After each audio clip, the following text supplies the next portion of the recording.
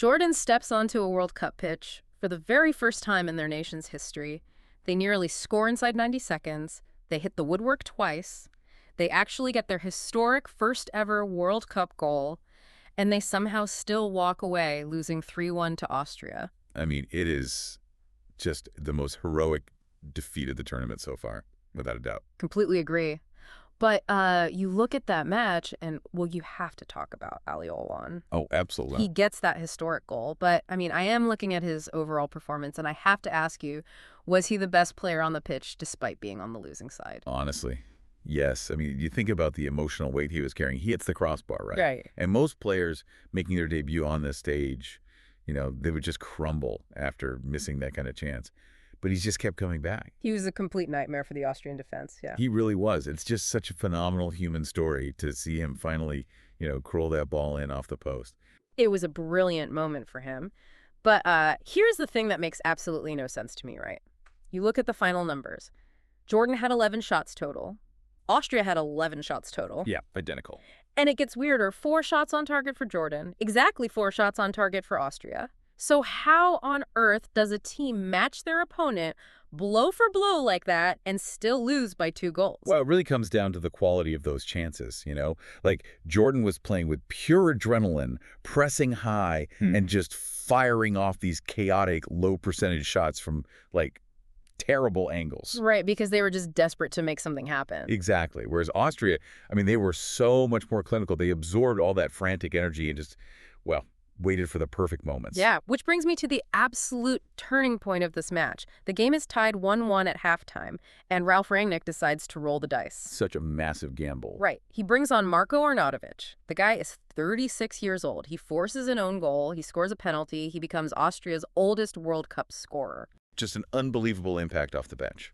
It was. But my question to you is, considering how much he completely changed the geometry of that game, should he have started? That is tough. I mean, no, I actually do not think he should have started. Really? Why not? Because the game was just too fast in that first half. Jordan was pressing like absolute maniacs, right? You put a 36-year-old out there in the first 20 minutes, and he probably just gets completely overrun. Okay, yeah, that is a fair point. But then you look at what happened when he did come on. Was this the best substitution of the tournament so far? Oh, hands down. I mean, Rangnick saw that Jordan was just running his midfield into the ground. So what does he do? He brings on this massive physical presence to just totally disrupt their defensive shape. He basically dropped a boulder in the middle of a fast-flowing river. That is exactly what it felt like. Jordan just could not handle his physicality inside the box. I mean, that is literally how the own goal happened. Right, he was just throwing his weight around and, forced Yazan Al-Arab into that massive mistake.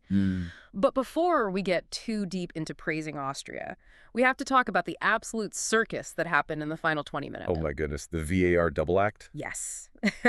You have Arnautovic putting the ball in the net, and VAR disallows it for a handball by Posh. And then, deep in stoppage time, VAR awards Austria a penalty for handball by Obaid.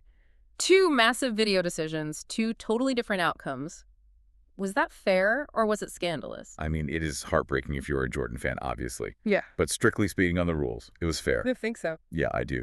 The handball by Posh and the buildup was, clear on the replay. And the Obaid handball in the box, I mean, his arm was in a completely unnatural position. You just cannot do that in the 90-something minute. I suppose, but you just have to feel for Jordan to survive that long and then lose it to a penalty in the 102nd minute.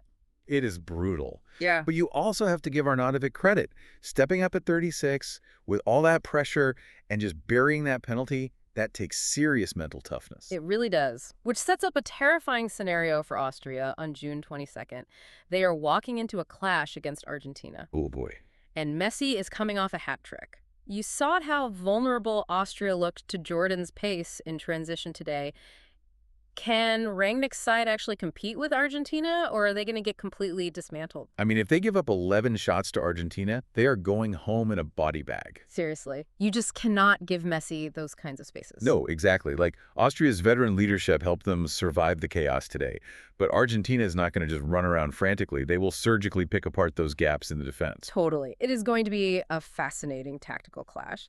All right, we need to wrap this up with our MASH ratings and group predictions. I'm giving Austria a solid 7 out of 10 for sheer resilience And Jordan gets an 8 for that incredible, fearless first half. Yeah, I am right there with you.